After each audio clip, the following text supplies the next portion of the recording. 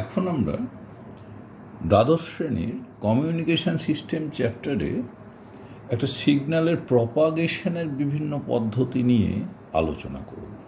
প্রথম লেসনেই আমরা দেখেছি একটা সিগন্যালকে ঠিকঠাকভাবে ট্রান্সমিট করার জন্য তার উপরে একটা ইলেকট্রোম্যাগনেটিক ওয়েভ চাপিয়ে দিতে হয়, যাকে বলা হয় career wave.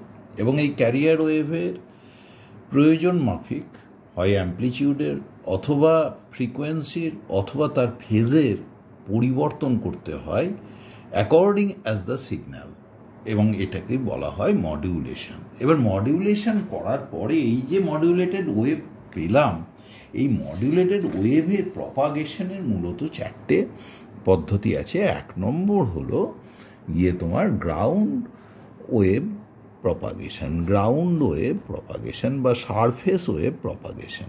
Ground wave propagation, এই গ্রাউন্ড ওয়েভ প্রপাগেশনে মূলত less than or equals to 1 mega hertz পর্যন্ত ফ্রিকোয়েন্সির ক্যারিয়ার ওয়েভকে ট্রান্সমিট করা হয়। 2 নম্বর হলো sky wave propagation. Sky wave প্রপাগেশনের ক্ষেত্রে আমরা আয়নোস্ফিয়ার যে লেয়ার আছে, এই লেয়ারটাকে আমরা কাজে লাগাই এবং এখানে 30 to 40 মেগা হার্জ এই রেঞ্জের ক্যারিয়ার ওয়েভের প্রপাগেশন হয়ে থাকে। 3 নম্বর, এর থেকেও যদি বেশি ফ্রিকোয়েন্সির ওয়েভকে পাঠাতে হয় তাহলে আমরা স্পেস ওয়েভ প্রপাগেশন কাজে লাগাবো। স্পেস ওয়েভ প্রপাগেশন, এই স্পেস ওয়েভ প্রপাগেশনে আমরা 100 to 220 মেগা হার্জ, 100 থেকে 220 মেগা হার্জ এই ফ্রিকোয়েন্সির ক্যারিয়ার ওয়েভকে আমরা ট্রান্সমিট করব। নেক্সট হলো গিয়ে তোমার স্যাটেলাইট ট্রান্সমিটিং সিস্টেম, স্যাটেলাইট বা extra terrestrial communication, satellite communication. এখানে মাইক্রোওয়েভ ট্রান্সমিশন ঘটানো হয় এই পদ্ধতিতে। তো এবারে প্রত্যেকটা পদ্ধতি সংক্রান্ত ব্যাপারে আমরা একটু ডিটেলসে জেনে নিই। প্রথমেই বলেছি গ্রাউন্ড ওয়েভ প্রপাগেশন। এই ধরনের ওয়েভ ঠিক গ্রাউন্ডের ওপর দিয়েই চলাচল করে তা নয়, most of the energy is confined near to the ground. তাহলে গ্রাউন্ডের কাছাকাছি এই ধরনের ওয়েভ সঞ্চালিত হয়, নিয়ার টু দ্য গ্রাউন্ড। এইবার তোমার এই ধরনের ওয়েভের জন্য প্রপাগেশনের জন্য যে অ্যান্টেনা লাগে তার লেন্থ হয় λ/4। এই ক্ষেত্রে 1 মেগা হার্জ যদি ক্যারিয়ার ওয়েভের ফ্রিকোয়েন্সি হয় তাহলে জানো যে লামডার মান হয় c/নিউ করলে হয় 300 মিটার এবং λ/4 ইকুয়ালস টু 75 মিটার। অর্থাৎ এই ধরনের স্টেবল অ্যান্টেনা আমরা পেতে পারি যার সাহায্যে কমিউনিকেশন হতে পারে। কিন্তু এই ধরনের ওয়েভ প্রপাগেশনের প্রথম সমস্যাই হলো ভূপৃষ্ঠের ওপর দিয়ে যায়, ভূপৃষ্ঠের কন্ডাক্টিভিটি বা তড়িৎ পরিবাহিতা আছে, কন্ডাক্টিভিটি আছে, তড়িৎ পরিবাহন ক্ষমতা আছে, এবং পারমিটিভিটি অফ আর্থ সারফেস। এর জন্য এই ধরনের ওয়েভ প্রপাগেশনের সময় তার এনার্জি কিন্তু ক্ষয়প্রাপ্ত হয়ে যায়। আর এই এনার্জি ক্ষয়প্রাপ্ত হওয়ার জন্য এই ধরনের ওয়েভ খুব বেশি দূরত্বে আমরা ট্রান্সমিট করতেও পারি না। আর প্রপাগেশন ফ্রিকোয়েন্সি 1.5 মেগা হার্জ পর্যন্ত পারমিটেড হলেও আমরা মূলত 1 মেগা হার্জ পর্যন্ত ওয়েভকে এই পদ্ধতিতে ট্রান্সমিট করে থাকি। এক্ষেত্রে যে অ্যান্টেনা তার লেন্থ হলো λ/4। এই ধরনের ওয়েভ প্রপাগেশনের ক্ষেত্রে আর একটা সমস্যা হলো ভূপৃষ্ঠের বক্রতা। এই বিভিন্ন বক্রতার জন্য দেখতেই পাচ্ছ যে ওয়েভ যখন রিফ্লেক্ট হয়ে যাচ্ছে ভূপৃষ্ঠ থেকে তখন কিন্তু তার ডিফ্র্যাকশান ঘটছে, এবং যত বক্র সারফেস তত দেখো লাস্টে অনেক বেশি বেঁকে যাচ্ছে। এটাকে বলা হয় ফেডিং। এই যে বক্র সারফেস, ভূপৃষ্ঠের বক্রতার জন্য ওয়েভের কিন্তু একটা কি হয়, ডিফ্র্যাকশান ঘটে এবং নর্মাল থেকে ওয়েভ ক্রমাগত দূরে সরে যেতে থাকে এবং এই যে দেখো শেষ পর্যন্ত অনেক বেশি বেঁকে যাচ্ছে, এটাকে বলে তোমার ফেড হয়ে যায়, অর্থাৎ এনার্জি সে লস করে। তার একটা কারণ হলো ডিফ্র্যাকশান বা অপবর্তন, ওয়েভের অপবর্তন হয়ে থাকে। এক্ষেত্রে এই ডিফ্র্যাকশানের কারণেও আমাদের প্রপাগেশন কিন্তু ব্যাহত হয়। অ্যাঙ্গেল অফ ডিফ্র্যাকশান দেখলেই ক্রমাগত বাড়তে থাকে এবং কিছু দূরত্ব যাওয়ার পরে এই ধরনের ওয়েভ প্রপাগেশনে এনার্জি প্রায় থাকে না। তাই লং ডিস্টেন্স ট্রান্সমিশনে গ্রাউন্ড ওয়েভ প্রপাগেশন কিন্তু সম্ভব নয় এবং এখানে মাত্র 1 মেগাহার্টজ রেঞ্জ পর্যন্ত ওয়েভ প্রপাগেশন পারমিসিবল। তারপরেই হলো তোমার স্কাই ওয়েভ প্রপাগেশন।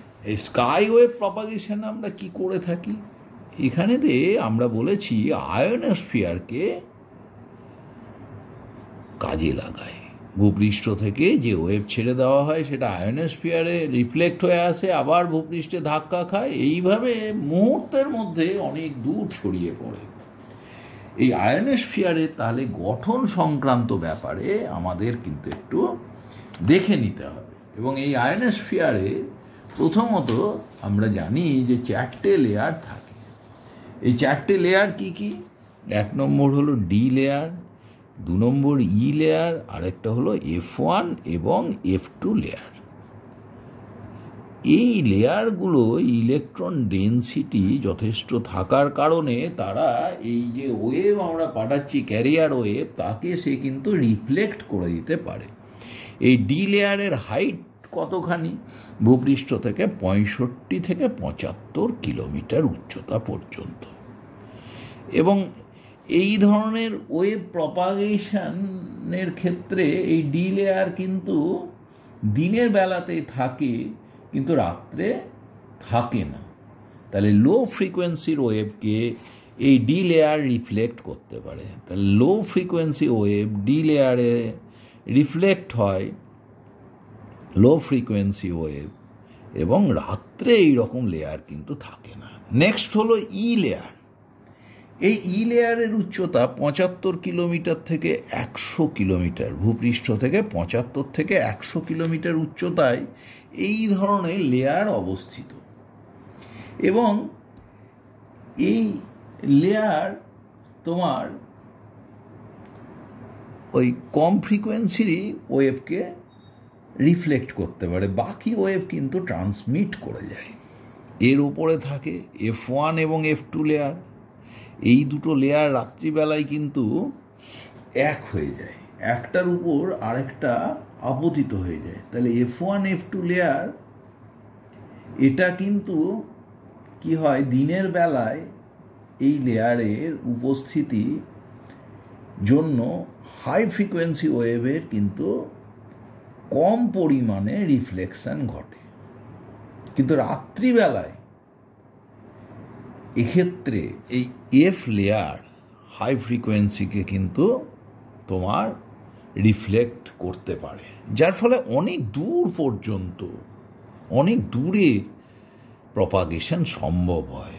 অর্থাৎ তোমার লো ওয়েভ লেন্থ, অর্থাৎ শর্ট ওয়েভ যাকে বলে, শর্ট ওয়েভ মানে যার ওয়েভ লেন্থ খুব কম, তার মানে corresponding frequency of the electromagnetic wave, that is your carrier wave frequency high. এই হাই ফ্রিকোয়েন্সির ওয়েভকে কিন্তু F1 F2 লেয়ার সংযুক্ত হয়ে যায় রাত্রিবেলায়, এই লেয়ার কিন্তু ট্রান্সমিট করতে পারে। এবার কি হয়, এই ই লেয়ারের মধ্যে দিয়ে যখন হাই ফ্রিকোয়েন্সি ওয়েভ বেরিয়ে যাচ্ছে, দিয়ে F1 F2 লেয়ারের মধ্যে থেকে সেটা রিফ্লেক্ট হচ্ছে, তাহলে ই লেয়ারকে সে যাওয়ার সময় একবার ক্রস করলো, আবার আসার সময়, তার ফলে ওয়েভের ইন্টেন্সিটি কিন্তু অনেকটা ফল করে যায়। তাহলে আমরা এই ক্ষেত্রে দেখে নিই যে ধরো এই ট্রান্সমিটিং অ্যান্টেনা আছে, অ্যান্টেনা থেকে ওয়েভকে ছাড়লাম, এই হলো আমার আয়োনোস্ফিয়ার, আয়োনোস্ফিয়ারে ধাক্কা খেয়ে রিসিভিং অ্যান্টেনায় ওয়েভটা কিন্তু পৌঁছাচ্ছে। এইভাবে আমরা আয়োনোস্ফিয়ার লেয়ারটাকে কাজে লাগাচ্ছি। এবার আয়োনোস্ফিয়ার লেয়ারের বিভিন্ন জায়গায় ইলেকট্রন ঘনত্ব বিভিন্ন রকম, এক্স অ্যাক্সিসে ইলেকট্রন ঘনত্ব দেখানো হয়েছে, ওয়াই অ্যাক্সিসে লেয়ারের যে তোমার অল্টিটিউড সেটা দেখানো হয়েছে, উচ্চতা। দেখো প্রথমেই বলেছি ডি লেয়ার 65 থেকে 75 কিলোমিটার উচ্চতায় অবস্থিত, এবং দেখো এখানে ইলেকট্রন ডেন্সিটি তুলনামূলকভাবে কিন্তু অনেক কম, এবং রাত্রিবেলায় এর অস্তিত্ব থাকে না। তার উপরের লেয়ারটা হলো 100 কিলোমিটার উচ্চতা পর্যন্ত, তাকে বলেছি আমরা ই লেয়ার।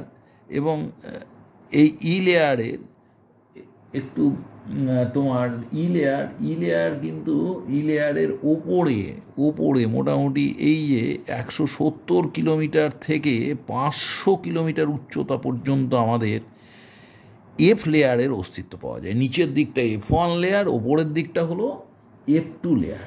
এই F1 এবং F2 লেয়ার রাত্রিবেলায় সিঙ্গেল লেয়ারে পরিণত হয়, এবং এখান থেকে অনেক লো ওয়েভ লেন্থ, হাই ফ্রিকোয়েন্সির ক্যারিয়ার ওয়েভ এখান থেকে রিফ্লেক্ট হয়ে ভূপৃষ্ঠে ব্যাক করে, তার ফলে লং ডিস্ট্যান্স আমরা ট্রান্সমিশন পেয়ে থাকি, এবং শর্ট ওয়েভ ট্রান্সমিশন পেয়ে থাকি আমরা যখন বিবিসি যে সংবাদ ইত্যাদি আমরা রাত্রিবেলায় কিন্তু খুব স্পষ্ট শুনতে পাই।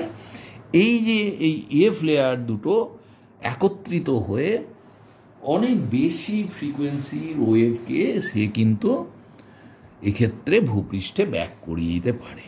এখানে কোন লেয়ার থেকে, এই লেয়ার থেকে কত ফ্রিকোয়েন্সির ওয়েভ ম্যাক্সিমাম আসতে পারবে সেটা কিন্তু নির্ভর করে ওই লেয়ারের ইলেকট্রন ডেন্সিটির ওপরে। এখানে একটা তোমার ফর্মুলা দিচ্ছি, যে সেটা হলো নিউসি, যে ক্রিটিক্যাল ফ্রিকোয়েন্সি পর্যন্ত আসতে পারবে ওয়েভ রিফ্লেক্ট হয়ে ভূপৃষ্ঠে, সেটা হলো 9 ইন্টু n⁻²²। n⁻, হলো ওই লেয়ারে ম্যাক্সিমাম ইলেকট্রন ডেন্সিটি, এবং তোমরা বুঝতেই পারছো ই লেয়ারের মাঝামাঝি জায়গায় এই ডেন্সিটিটা কিন্তু ম্যাক্সিমাম। এই ই লেয়ারে যে জায়গায় প্রায় 350 কিলোমিটার, 300 থেকে 350 কিলোমিটার জায়গায়, এইখানে লেয়ারটার নাম হলো কেনলি হেভিসাইড লেয়ার। যেহেতু এখানে ম্যাক্সিমাম ইলেকট্রন ডেন্সিটি, এখানে যে ফ্রিকোয়েন্সির ওয়েভ এখান থেকে রিফ্লেক্ট হয়ে আসছে তার ফ্রিকোয়েন্সিও ম্যাক্সিমাম হয়ে থাকে। এইবারে আরও দুটো টার্মের কথা আমরা উল্লেখ করব। একটা হলো তোমার স্কিপ ডিস্টেন্স, আর একটা হলো স্কিপ জোন। দেখো এই যে এখান থেকে আমার ট্রান্সমিটিং অ্যান্টেনা থেকে ওয়েভ ছাড়লাম, যদি আমি গ্রাউন্ড ওয়েভ ছাড়তাম একটা নির্দিষ্ট দূরত্বের পরে, গ্রাউন্ড ওয়েভের এনার্জি কমে যায়। আমরা বলেছি ভূপৃষ্ঠের কন্ডাক্টিভিটি এবং পারমিটিভিটির জন্য ওর মধ্যে দিয়ে এগোনোর সময় তার এনার্জি ক্রমাগত ক্ষয়প্রাপ্ত হয়। 2 নম্বর, দেখো এই যে ওয়েভ পাঠালাম আয়োনোস্ফিয়ার রিফ্লেক্ট হয়ে একটা বিশেষ জায়গায় ধরা পড়ছে না, তারপরে রিসিভার থাকলে ধরা পড়ছে। তাহলে এইখানে একটা ডিস্ট্যান্স আমি পাচ্ছি, যে ডিস্ট্যান্সে কোনো ওয়েভ পৌঁছাতে পারছে না। এই জায়গাটাকে এই যে স্কিপ ডিস্ট্যান্স বলে। The distance on the earth surface between the transmitter and the position on the earth surface where signal is reflected by the ionosphere is known as skip distance. তাহলে দেখো স্কিপ ডিস্ট্যান্স, এই যে এখান থেকে signal পাঠালাম এবং যে দূরত্বে গিয়ে সেই সিগন্যাল রিসিভড হলো, এই ডিস্ট্যান্সটা হলো স্কিপ ডিস্ট্যান্স। আর স্কিপ জোন বলতে কি বোঝায়, যে রিজিয়ানে কোনো সিগন্যালই যাচ্ছে না, either from the ground wave or from the sky wave, তাকেই বলা হচ্ছে স্কিপ জোন। তাহলে দেখো গ্রাউন্ড ওয়েভ একটা ডিস্ট্যান্স পর্যন্ত যেতে পারছে না, আর তোমার দেখো আর স্কাই ওয়েভও টোটাল ডিস্ট্যান্সে যেতে পারছে না, ট্রান্সমিটার থেকে একেবারে রিসিভারের মাঝের জায়গায় কিন্তু যেতে পারছে না। তাহলে দেখো গ্রাউন্ড ওয়েভ কিছুটা গেছে, তাহলে এদের জন্য যে জোনে কোনো ওয়েভ যেতে পারছে না, এই মোটামুটি এই জোনটাকে বলা হয় স্কিপ জোন। স্কিপ করে যাচ্ছে, ওখানে ওয়েভ কিন্তু যেতে পারছে না। এই যে স্কাই ওয়েভে কিন্তু আমরা মাত্র 30 to 40 মেগাহার্জ পর্যন্ত ট্রান্সমিশন ঘটাতে পারছি, তার বেশি কিন্তু আয়োনোস্ফিয়ারের ক্ষমতা নেই ওয়েভকে রিফ্লেক্ট করে দেওয়ার। তাহলে রিফ্লেক্টেড ব্যাক যদি না হয় তাহলে সেই ওয়েভ ট্রান্সমিশন সম্ভব হবে না। এর পরের হলো space wave propagation. Space wave propagation, এই স্পেস ওয়েভ প্রপাগেশনের সঙ্গে LOS কথাটি ওতপ্রোতভাবে যুক্ত। লাইন অফ সাইট, অর্থাৎ এখানে এই যে আমরা এই অ্যান্টেনা, একটা ট্রান্সমিটিং অ্যান্টেনা, একটা থাকবে আমাদের রিসিভিং অ্যান্টেনা, এরা মুখোমুখি থাকবে। এখান থেকে এনার্জি ছাড়লে এখানে রিসিভিং অ্যান্টেনায় সেই সিগন্যাল পৌঁছাবে। তাহলে ট্রান্সমিটিং ওয়েভ রিসেপশনে একটা বিশেষ দূরত্ব পর্যন্ত যেতে পারবে। আবার সেই অ্যান্টেনা কি করবে, সে যে ওয়েভকে ধরলো সিগন্যাল সহ, যে ক্যারিয়ার ওয়েভকে, তার এনার্জি অনেক কমে গেছে, তাহলে অ্যাম্প্লিফায়ার দিয়ে তার এনার্জি বাড়িয়ে নেওয়া হবে। আবার সেখান থেকে আরেকটা ট্রান্সমিটারের সাহায্যে সেখান থেকে ওয়েভকে ছেড়ে দেওয়া হবে। আবার বক্রতার জন্য অন্য আরেকটা ট্রান্সমিটার সেখানে রিসিভ করবে, রিসিভার। এইভাবে লং ডিস্টেন্স ট্রান্সমিশন হতে পারবে। তাহলে এই ক্ষেত্রে the propagation of very high frequency and ultra frequency and microwave is not possible through ground waves and sky waves. দেখো, high frequency, very high frequency propagation হচ্ছে না, 30 to 40 মেগাহার্জ পর্যন্ত হতে পারছে। গ্রাউন্ড ওয়েভে তো অনলি 1 মেগাহার্জ পর্যন্ত transmission হচ্ছে। তখন আমাদের কি করতে হয়, স্পেস ওয়েভ আমাদের কাজে আসে। এবং এই স্পেস ওয়েভ কমিউনিকেশনে আমরা আগেই বলেছি যে আমাদের যে ফ্রিকোয়েন্সি রেঞ্জ সেটা কত, 100 থেকে 220 মেগাহার্জ। এই ক্ষেত্রে হাইট অফ দ্য অ্যান্টেনা কেমন হবে, এটা আমরা একটা ছোট্ট করে ক্যালকুলেশন করে নিই। ধরো এই হলো ভূপৃষ্ঠ, ভূপৃষ্ঠের ওপরে একটা অ্যান্টেনা আছে এবং এইখানেতে হলো পৃথিবীর কেন্দ্র। তাহলে ধরো এখান থেকে ডি ডিস্ট্যান্সে আমার ট্রান্সমিশন হচ্ছে, এই পৃথিবীর কেন্দ্র যোগ করে দিলাম। বুঝতেই পারছো এটা স্পর্শক আর এটা ব্যাসার্ধ, এদের মধ্যে কোণ 90 ডিগ্রি। তাহলে দেখো AOB এই ত্রিভুজটা কিন্তু হলো সমকোণী ত্রিভুজ। এবং দেখো এইটুকুটাও আর এখানে H উচ্চতায় অ্যান্টেনা আছে। তাহলে তুমি বুঝতেই পারছো R প্লাস H এর হোল স্কোয়ার সমান D square plus R square, সমকোণী ত্রিভুজের ধর্ম অনুযায়ী। এবার দেখো বাম পক্ষে হলো R square plus 2RH plus H এর স্কোয়ার সমান D square plus R square. দুই পক্ষ থেকে R স্কোয়ার বাদ দিয়ে দিতে পারি। H এর স্কোয়ার, R এর তুলনায় H অনেক ছোট, H is much less than R, so H এর square is much less than R square. তাহলে H এর স্কোয়ারটাকে আমরা যদি বাদ দিয়ে দিই, দেখো তাহলে হলো D স্কোয়ার সমান 2RH। তাহলে D সমান রুট ওভার অফ D সমান হলো root over of 2R into H। তাহলে যে ডিস্টেন্স কভার করবে সেটা হলো রুট ওভার অফ 2RH। এইবার দেখো এইখানেতে আমাদের কি আছে, আমাদের কিন্তু এইখানে বুঝতে হবে যে এই হলো ভূপৃষ্ঠ, এখানে আমাদের আছে ট্রান্সমিটিং অ্যান্টেনা, এখানে আছে রিসিভিং অ্যান্টেনা, তাহলে রিসিভার আছে। তাহলে এদের মধ্যে টোটাল যদি ডিস্ট্যান্সের কথা আমরা ভূপৃষ্ঠে ভাবি, এই ডিস্ট্যান্সটা ধরো হলো D। তাহলে আমরা দেখেছি যে ডিস্ট্যান্স আমরা কভার করতে পারছি ডিরেক্ট ওয়েভে, এই D ডিস্ট্যান্স যেতে পারছি। আর আমরা অ্যান্টেনা ট্রান্সমিশনে যে ডিস্ট্যান্স আমরা যেতে পারছি সেটা দেখেছি ম্যাক্সিমাম ডিস্ট্যান্স কভার যদি আমরা তাকে DT বলি, তাহলে এই DT এইটা কিন্তু আমরা দেখেছি ম্যাক্সিমাম যদি হয় DT সমান কত হবে, একটা হলো ট্রান্সমিটিং ডিস্ট্যান্স D1 আর একটা রিসিভিং ডিস্ট্যান্স D2। তাহলে DT সমান D1 প্লাস D2। যদি অ্যান্টেনার হাইট HT হয় তাহলে D1 সমান রুট ওভার অফ কত হলো, ট্রান্সমিটিং অ্যান্টেনার জন্য 2R ইন্টু HT, আর D2-র জন্য রিসিভিং অ্যান্টেনার হাইট যদি HR হয় তাহলে সে যে ডিস্ট্যান্স নেবে ম্যাক্সিমাম, কারণ অ্যান্টেনার যদি হাইট আরও ছোটো ভাবো নিয়ার টু গ্রাউন্ড, তাহলে টোটাল ডিস্ট্যান্সটা কভার করবে ম্যাক্সিমাম ডিস্ট্যান্স, এবং সেক্ষেত্রে সেটা হবে 2R ইন্টু HR।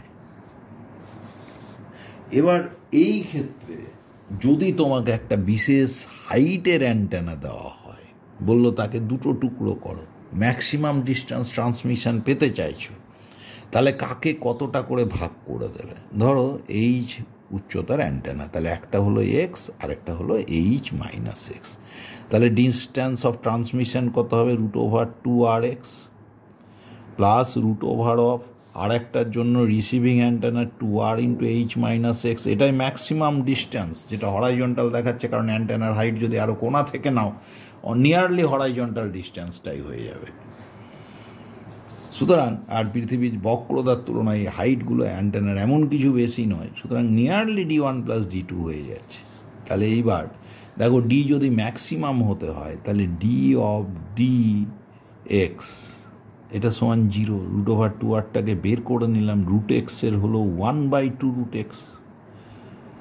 পরের টার্মের কত হবে দেখো, প্লাস 1/√2r বেরিয়ে গেছে 2√h মাইনাস এক্স, আর h মাইনাস এক্স এর হলো একটা -1।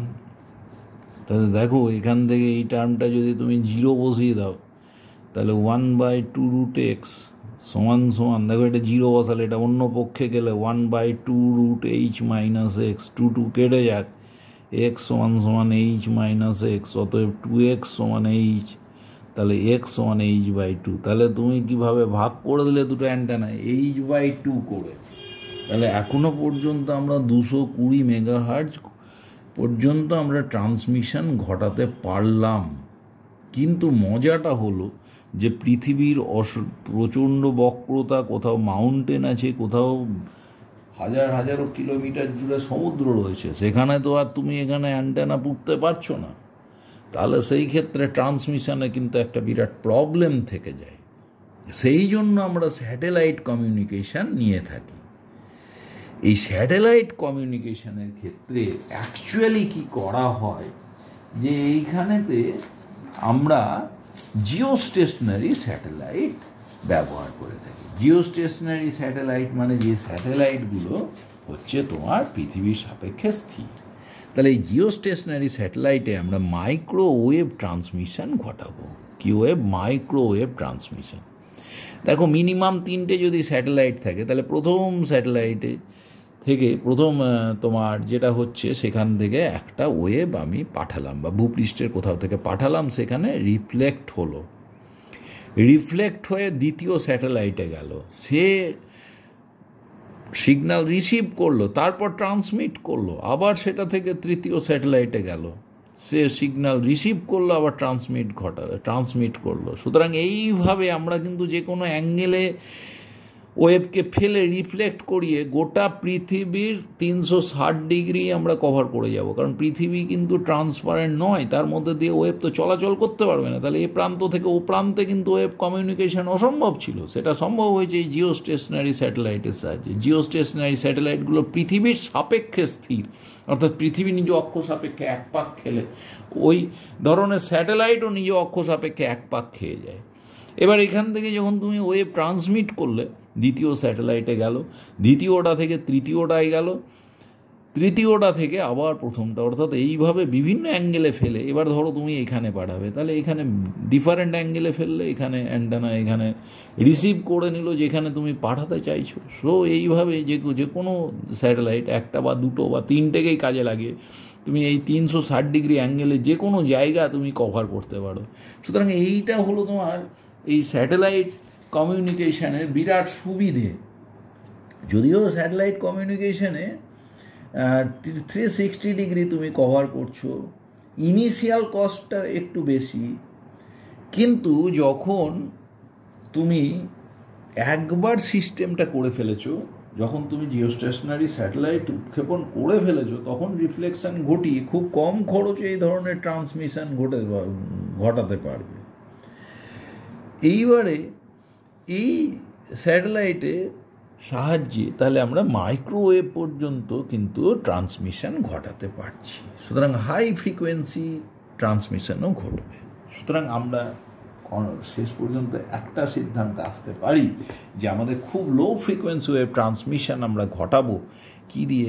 Through ground wave or surface wave propagation and through sky wave propagation. কিন্তু যদি আমাদের ট্রান্সমিশন ফ্রিকোয়েন্সি একটু যদি বেশি হয়ে যায় তাহলে কিন্তু আমাদের ট্রান্সমিশন ঘটাতে হবে তখন স্পেস ওয়েভ কমিউনিকেশনে। এবং স্পেস ওয়েভ কমিউনিকেশনের সঙ্গে আমি বলেছি ওতপ্রোতভাবে একটা টার্ম জড়িয়ে আছে, সেটা লাইন অফ সাইট। এবং এই লাইন অফ সাইটে একটা অ্যান্টেনা টু সেকেন্ড অ্যান্টেনায় কমিউনিকেশন ঘটাতে হয়, সেকেন্ড টু থার্ড অ্যান্টেনায় কমিউনিকেশন ঘটাতে হয়। এবং এখানে 100 থেকে 220 মেগাহার্জ পর্যন্ত ফ্রিকোয়েন্সির ক্যারিয়ার ওয়েভ আমরা ট্রান্সমিট করতে পারবো, এক জায়গা থেকে অন্য জায়গায় সঞ্চালন সম্ভব, কমিউনিকেশন সম্ভব। কিন্তু পৃথিবী নিজে কিন্তু ট্রান্সপারেন্ট নয় ইলেকট্রোম্যাগনেটিক ওয়েভের জন্য। সুতরাং এ প্রান্ত থেকে ও প্রান্তে, গ্লোবের এক প্রান্তে খেলা হচ্ছে, আর এক প্রান্তে সেখানের ইনফরমেশন পাঠানো, এক জায়গার কোনো ঘটনার ইনফরমেশন দ্বিতীয় জায়গায় পাঠানো, এক জায়গার কোনো সিগন্যালকে দ্বিতীয় জায়গায় পাঠানো, কিন্তু পৃথিবী ফুড়ে তো আর পাঠাতে পারছি না। So satellite communication is needed there. এবং যে ধরনের স্যাটেলাইট ব্যবহার করি তাকে বলে জিও স্টেশনারি স্যাটেলাইট। জিওস মানে আর্থ, স্টেশনারি মানে স্থির, অর্থাৎ পৃথিবীর সাপেক্ষে স্থির, স্যাটেলাইট মানে উপগ্রহ।